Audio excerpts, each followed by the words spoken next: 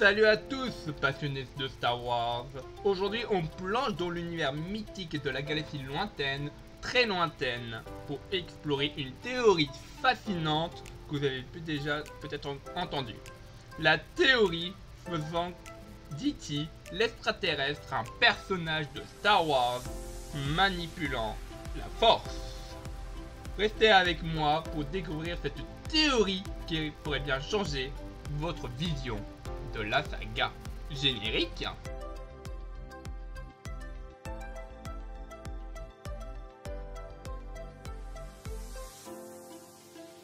Des fans entretiennent depuis plusieurs années une théorie dit que l'E.T. extraterrestre est une créature capable de manipuler la force.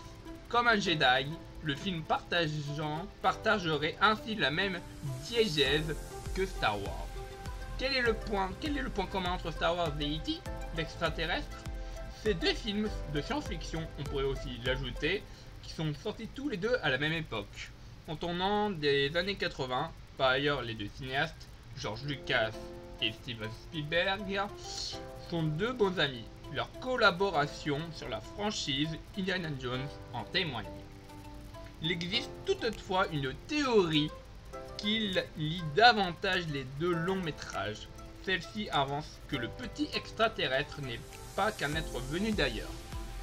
C'est aussi un alien qui sait manipuler la force. Une caractéristique propre à l'univers de Star Wars. Or, E.T. n'appartient pas à cette saga cinématographique. Du moins, c'est ce qu'on peut croire de prime abord. Des capacités similaires à un Jedi. Comme un internaute l'a fait remarquer sur le subreddit dédié à Star Wars, mais aussi d'autres intervenants par la suite, il existe un faisceau d'indices qui confortent la thèse qu'E.T. est peut-être un Jedi, ou du moins une créature sensible à la force. Le film montre qu'en effet, E.T. déployait des compétences que l'on peut retrouver dans la saga Star Wars chez les Jedi et les Sith. Il est capable de soigner de façon magique pour faire cesser l'écoulement de sang depuis une coupure. Surtout, il y a une scène d'anthologie dans laquelle vous pensez sans doute déjà. Lorsque E.T. et Elliot, un petit garçon qui le recueille, s'envolent dans le ciel par des moyens surnaturels. Une scène qui s'est répétée plus tard dans le film, avec les amis d'Elliot. On sait déjà que l'on peut soigner avec la force dans Star Wars. On peut aussi faire léviter des objets. Pensez à l'entraînement de Luke Skywalker sur Dagobah sous l'égide de Yoda. Dès lors, soulever des personnes ou soi-même serait possible. Il faut toutefois noter que cette faculté n'est pas clairement montrée dans la saga. On contraste d'autres capacités, la super vitesse. Cependant, on peut contourner le problème en disant que si seuls les objets sont éligibles à la lévitation dans Star Wars, cela n'invalide pas la théorie d'E.T.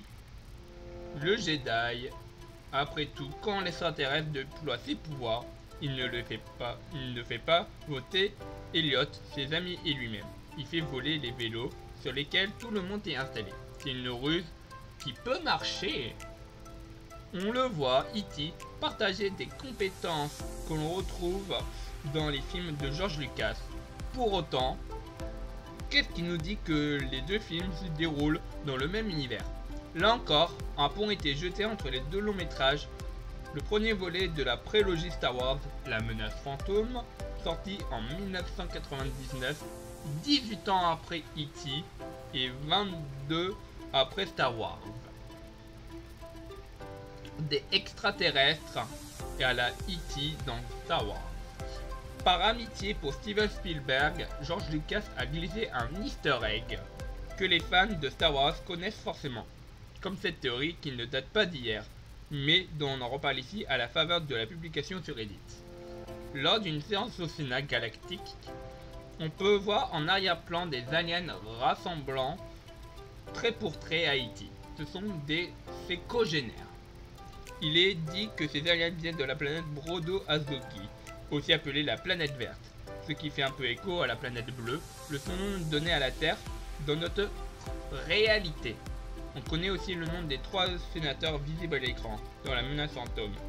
Grey, Bleps il s'agit de Spielberg et Grier Lambert. De facto et de façon rétroactive, George Lucas a fait entrer E.T. dans la diégèse de Star Wars par le biais de ses semblables, en piquant le visuel de l'alien à son ami pour lui faire un clin d'œil. C'est en tout cas de la théorie des fans élaborée au fil du temps, d'autant que les arguments avancés pour établir la proximité entre E.T. et les Jedi se tiennent.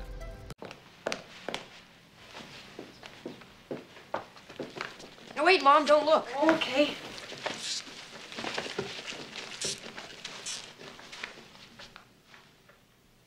Okay, Mom, you can look now.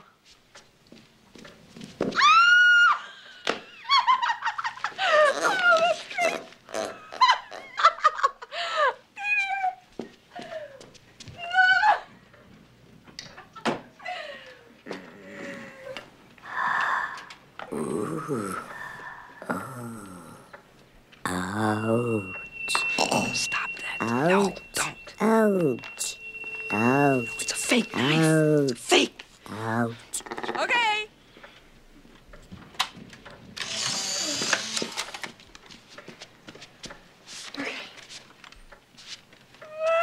You look great. Thank you. Thank you. Thank you.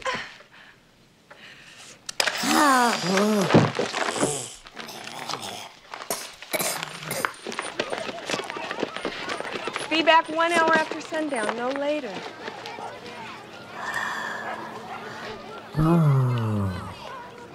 Hi. Gertie, come here. Come on.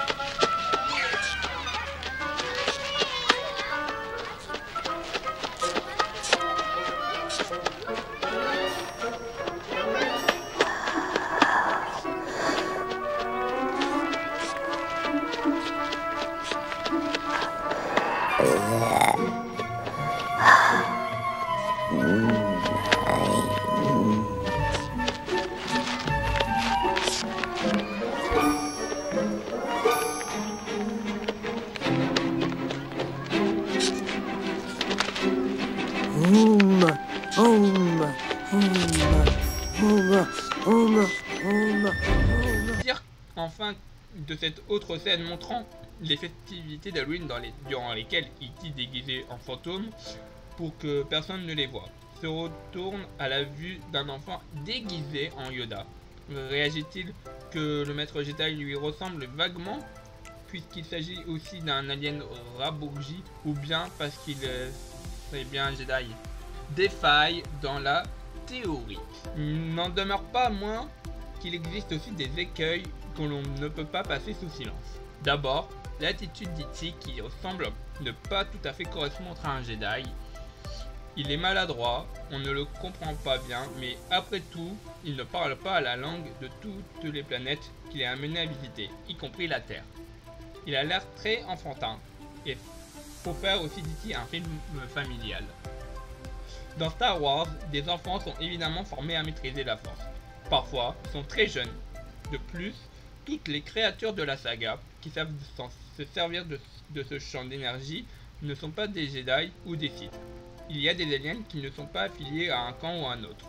Est-ce le cas de l'extraterrestre? Ça serait se perdre en conjecture. Mais surtout, la principale problématique réside dans une temporalité qui ne colle pas.